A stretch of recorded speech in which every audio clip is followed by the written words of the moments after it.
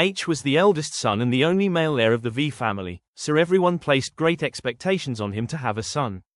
Yet after nearly 10 years of marriage, H and his wife still could not have a child, despite seeking medical treatment everywhere, from the north to the south.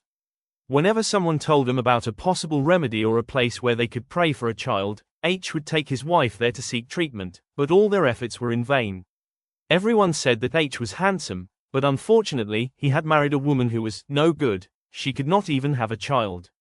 Only H's family understood that the problem was not entirely his wife's fault. H himself also bore part of the responsibility, and perhaps this was karmic retribution for the sins he had committed in the past.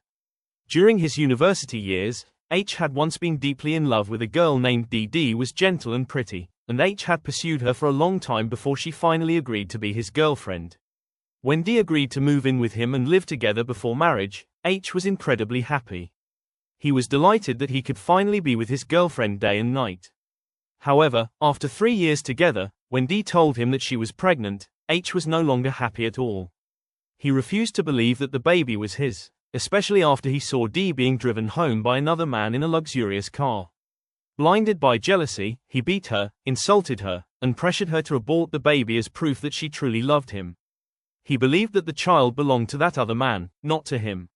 After countless arguments, H eventually could not take it anymore and broke up with Dee. Not long afterward, H fell in love with another woman, who would later become his wife. He did not know that, overwhelmed by pain and despair, Dee had also aborted her 2-month-old baby.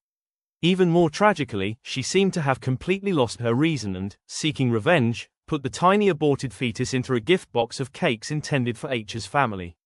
When Dee came to visit H's parents and gave them the box of cakes, they accepted it without any suspicion.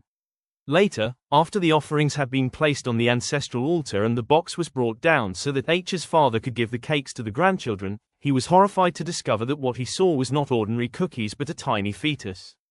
Terrified, he cried out and pleaded with the ancestors. Yet deep down, H's parents probably understood, at least to some extent, the madness that had driven Dee to such an act out of love and revenge. They could not bring themselves to blame anyone, because the situation had reached this point partly because of their own son. A few months after the abortion, Dee was unfortunately involved in a motorcycle accident at an intersection near her home while returning from work late at night. The horrific accident tore away part of her scalp, and she remained bedridden in the emergency and intensive care ward for an entire month. As her physical health gradually recovered, Dee became mentally unstable. She suffered from depression and locked herself inside her room, refusing to go outside or interact with anyone she did not know. As for H, after learning about Dee's accident, he visited her several times, but she refused to see him. Gradually, he forgot the woman he had once loved and proposed to his new girlfriend. The two soon married with the blessings of their families, relatives, and friends. Everyone said that H and his new wife were a perfect match. H was extremely happy as well, and he became increasingly busy with work because he wanted to provide a good life for the two of them. Time passed quickly, and nearly 10 years had gone by. H and his wife, L, still lived happily together. Yet whenever H went out alone to meet friends or business partners, L would either go looking for him or sit at home waiting for him, her eyes filled with sadness and insecurity because she feared that he might abandon her. L said nothing, but H's heart ached because he knew that his wife could not give him a child. His family would have been happy whether the child were a boy or a girl. H swore that since marrying L, he had never once been unfaithful. In fact, he loved his wife even more because she was constantly subjected to gossip and hurtful comments from the neighbors over their inability to have children. The couple sought treatment everywhere, but a child still did not seem destined to come into their lives. One day, when H took L to the hospital for a follow-up examination, he was shocked to see Dee, his former lover, sitting absent-mindedly in the hospital corridor. She was still the same. She neither smiled nor spoke. She simply stared blankly at the doll in her hands and muttered to herself. Suddenly, tears filled H's eyes as he realized his mistake, but far too late. Because of his jealousy and selfishness, he had destroyed the lives of 2 women.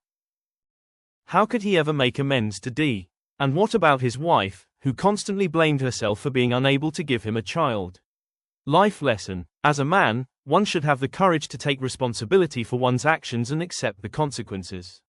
Never allow jealousy to cloud your judgment and lead you to make decisions that you may have to pay for with your entire life. Before making any decision, take the time to understand the situation, consider the causes carefully, and think things through with compassion and reason. If you have hurt the woman you once loved, you should take responsibility for what you have done to her before moving on to another relationship. Most importantly, young people today should think very carefully before deciding to have an abortion. Whatever the reason may be, the unborn child is innocent and is still a part of your own blood and flesh. I firmly believe that those who once made a thoughtless decision to end their child's life may later live with deep remorse and regret over what they have done. If you do not want to spend the years ahead suffering from pain, guilt, and regret, it is best not to do things that go against your conscience, moral principles, and the natural order of life.